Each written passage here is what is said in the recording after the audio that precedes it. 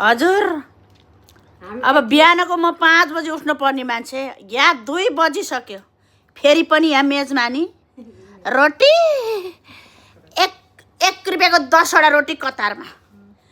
1 रुपियाँ 2 रुपियाँ भएपछि तपाईँको एक दिनको छाक टर्छ यहाँ हेर्नुहोस् हो कि होइन 2 रुपियाँ भएपछि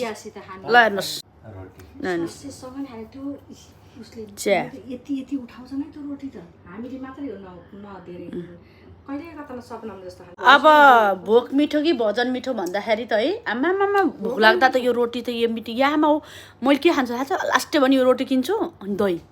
2 रुपियाँ दही मिठो हुन्छ नि त हजुर अनि दही मलाई दही चाहिन्छ नि त अनि यो खाइदिनु डम खान्छु मैले नि त अनि बिहान खान सकेन अघि दही ल्यासी बल्ल त्यो बिहान भात ततार खाएँ ल हेर्नुहोस् त्यही भएर बानी पर्यो कि अब यो रोटी खाइन्छ तपाईँहरू अब म 5 बजी ड्युटी जानुपर्छ तैपनि म यसरी बस्छु दिदीसँग दाइसँग बसेर दाइले खुवाइदिनुहुन्छ दिदीले खुवाइदिनुहुन्छ आफै हामीले बहिनी भएको भएर रहरले खाएको बसेर नाइले यति पनि पत्ला पुर्लुकै हुन्थ्यो त्यति फ्रुट खाएर तपाईँहरू सल्लाह चाहिँ कतिखेर गर्नुहुन्छ जो पनि अब आउँदाखेरि मोबाइलमा सल्लाह त के सल्लाह गर्ने र घर सल्लाह व्यवहारको त्यत्तिकै हो जसले इम्पोर्टेन्ट कुरा गर्नु पर्यो भने टेलिफोनमा हो कहाँ छौ के यस्तो यस्तो गर्नु पर्यो सक्यो भाइ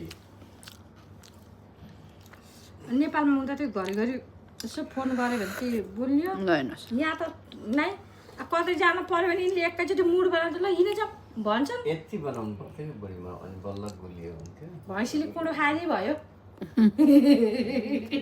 जर्सी गाईले